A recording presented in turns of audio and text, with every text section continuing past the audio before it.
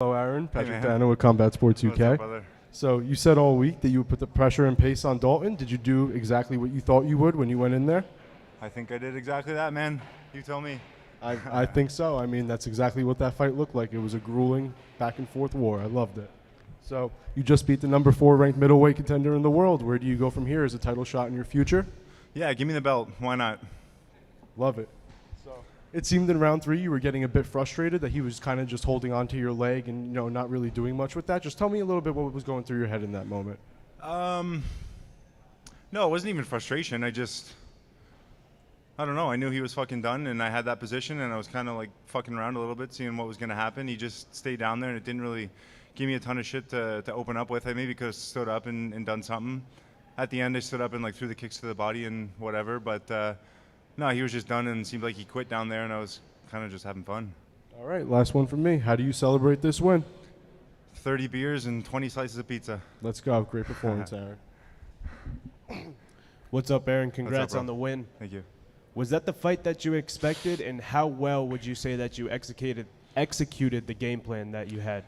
Yeah, man, that's pretty much it. I knew he was going to come out hard. I knew he was going to swing loopy shots, and I was going to have tight guards and block him. I knew eventually he'd try to wrestle. And yeah, man, I think I can outpace anyone in the division, and I think I did that. Awesome. Thank you. What's up, man? You just went through a 15-minute war. Your hair still looks better than mine. On a scale of 1 to 10, how would you rate the execution of the game plan going in? I'll have to watch it back. I don't know, maybe like a 7. I would have liked to get a finish, but it was kind of fun to fight the 15 minutes and have some fun with it there at the end. So yeah, it was good. When Bellator signed you, it seemed like they had high expectations for you out of the gate. You just improved to 3-1 in the promotion tonight. You have 2 emphatic knockouts and a dominant performance tonight over a highly touted undefeated middleweight. Would you say you're living up to the expectations or even exceeding them of the promotion that continues to put you in these big spots? I hope so. I don't think I've lived up to my own expectations yet. Like, I think I can do a lot better than that still. I think I'm maybe starting to get my groove here a little bit. I got a loss out of the way. Like, you never want to lose, but I think having that kind of behind me now, maybe there's a little bit of pressure off too. So I think I'm only going up from here. How would you say Dalton ranks to some previous opponents, Cal, Petrosky, Brendan Allen, and others? I say it in all my interviews, man. Guys, people ask me, like, is this the toughest opponent to date? They're all at this level, man. Everyone's neck and neck. It can be anyone's fight on any night. So, like, he's right up there with the best of them for sure. What can you tell me about this guy behind me, Zach Powell, and what it's like to train with him and how he's helped you, prepared you for this fight? He's the fucking man, bro. He did everything I asked this training camp. I beat the shit out of him. He even cut his hair like Dalton Rosta to play the part a little bit better. And I don't think I could have done this without him. And then I wanted to ask you about one more guy, Daniel Rubenstein. What has he meant to you throughout your career? How has he helped you get to this point? Danny's okay. He's okay? Tom Bomb's okay too? Tom Bomb's okay. All right. I love Danny.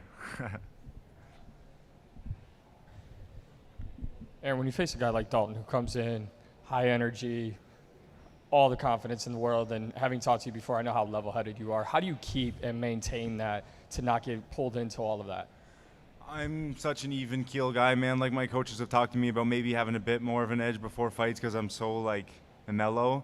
I think that probably helped me, him acting like that. And I know you're acting like that. Him acting like that puts pressure on me a little bit, like he's trying to intimidate me. But that puts pressure on him too, because I know as soon as a few exchanges don't go his way, that confidence breaks quick. Fair to say you just let your fighting talk for you? I think so. Killcliff doing well so far, and obviously you guys well represented here this weekend. What has that team done for you? Yeah, man, they're fucking awesome. Like, not only as coaches and training partners, but just a solid group of guys, man. Like, I see them here. They treat me like family. They help me out with whatever I need. They're always asking me what they can do for me. So, yeah, I feel like I have a second home down there. Ken? Hey, Aaron, congratulations on the win. Kay Williams for King Chronicles Media.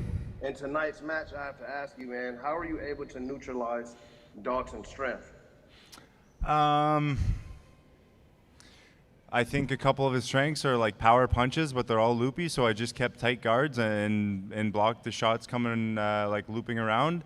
And he's obviously a big, strong wrestler, but I know my last fight I didn't show it at all, but I always say, man, my defensive wrestling is like probably my biggest strength as a fighter, and I'm able to use my defense to get off offense, which is exactly what I did tonight.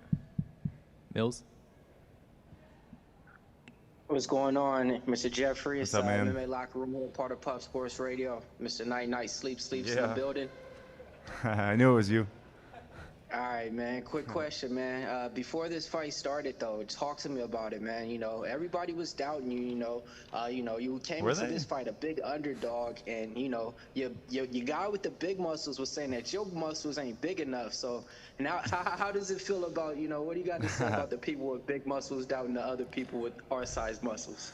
Yeah, man, it's not a fucking bodybuilding contest. Like, obviously, he's a strong guy, and that's a strength, and he can outmuscle a lot of guys. But I don't know, man. I've never really been outstrengthed and outmuscled, so it didn't intimidate me that much. Am I good? Let's go.